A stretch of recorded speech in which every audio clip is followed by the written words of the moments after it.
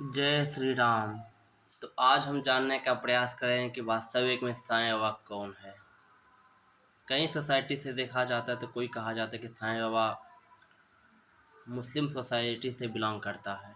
कोई कहता है कि साईं बाबा हिंदू सोसाइटी से बिलोंग करता है। कोई कहता है कि उनका नाम चांद काजी है, तो कोई कहता है कि उनका नाम हरि बाबा है। लेकिन आज तक हम जो उसमें समझ नहीं पाए कि वास्तव में जब साईं बाबा इस पृथ्वी पर थे तो उस समय केवल वो एक ही बात कहते कि सबका मालिक एक, सबका मालिक एक, सबका मालिक एक।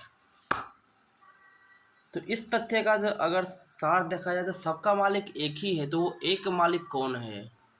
साईं बाबा ने कभी ये नहीं कहा कि मैं मालिक हूँ। साईं बाबा ने कहा कि सबका मालिक एक। तो इससे ये समझ में आता कि साईं बाबा से भी ऊपर कोई है। और ऊपर कौन है? कोई उनको राम मानता है तो कोई उनको कृष्ण मानता है। और अगर देखा जाए तो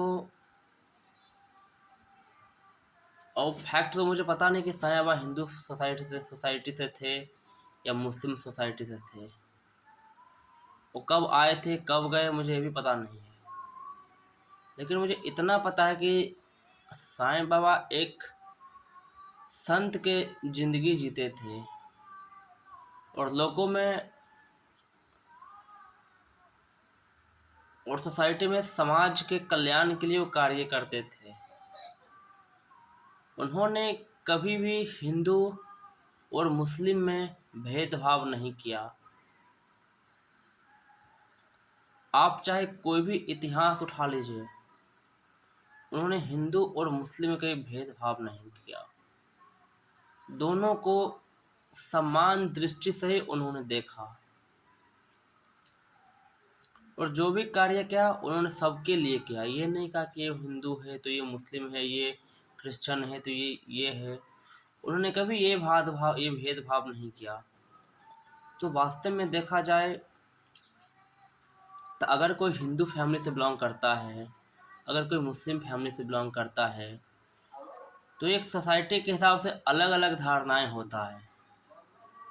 लेकिन अगर कोई संत, महात्मा, जोगी ये बन जाते हैं तो उनका कोई कास्ट नहीं रहता। अगर कोई मुस्लिम कास्ट से हो या हिंदू कास्ट से हो या कोई कास्ट से हो, अगर वो संत बन गए तो उनका फिर कोई कास्ट नहीं होता। और ये कहीं सारे शास्त्र में लिखा है कि संत का कोई जात नहीं होता।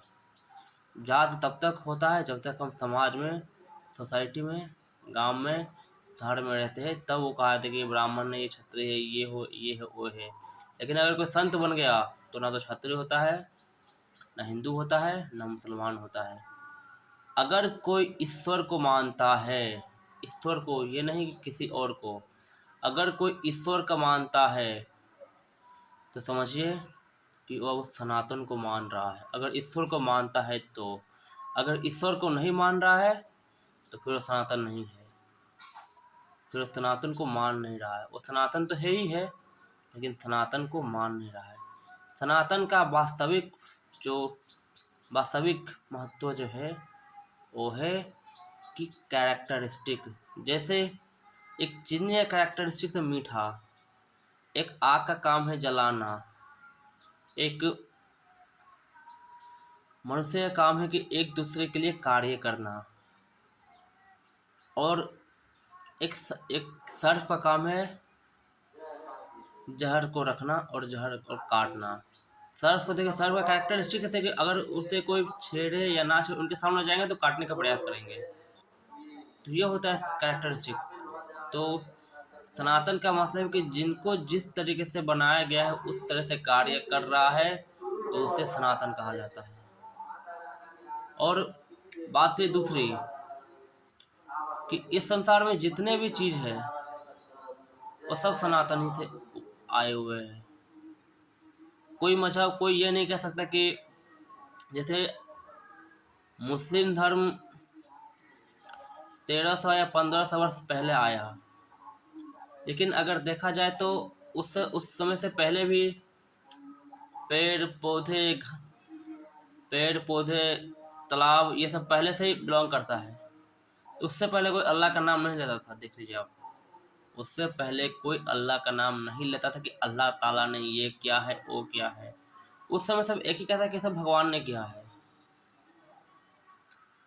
तो सनातन का बात सभी करते हैं कि भगवान को जिसने जान लिया वही सनातन को समझ सकता है, लेकिन जिसने भगवान को नहीं समझा सनातन कह सकता है, लेकिन सनातन को मान नहीं रहेगा। सनातन का सही नॉलेज उनके पास है नहीं, क्योंकि सनातन का जो आविष्कार किया है वो भगवान श्री कृष्ण जी है। क्योंकि उन्होंने गीता में कहा है कि सब कुछ मुझी से उत्पन्न हुआ है और मुझी में आके समा जाता है। तो सनातन पुरुष केवल एक है और उन्हीं से यह सारा संसार, इसलिए इन संसार को भी सनातन कहा गया है। लेकिन सनातन का मतलब है जो कभी चेंज नहीं होता, कभी चेंज नहीं होता। जैसे ये हवा पानी ये सब कई युगों से है, इसलिए सनातन का मतलब सभी करते हैं भगवान को जानना। और बात रही जहाँ तक साईं बाबा की, तो साईं बाबा एक संत है, चाहे वो मुस्लिम फैमिली से बिलोंग करे चाहे हिंदू फैमिली से बिलोंग करे। हमें अब उन पर ये नहीं कह सकते कि ये कास्ट है वो कास्ट है।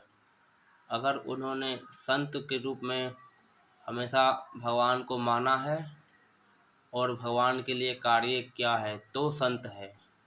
अगर भगवान के लिए कार्य नहीं किया है, केवल अपनी प्रसन्नता के लिए ही कार्य किया है, तो हम उनको संत नहीं मानेंगे। क्योंकि संत का जो वास्तविक उद्देश्य है वो है भगवान की प्रसन्नता।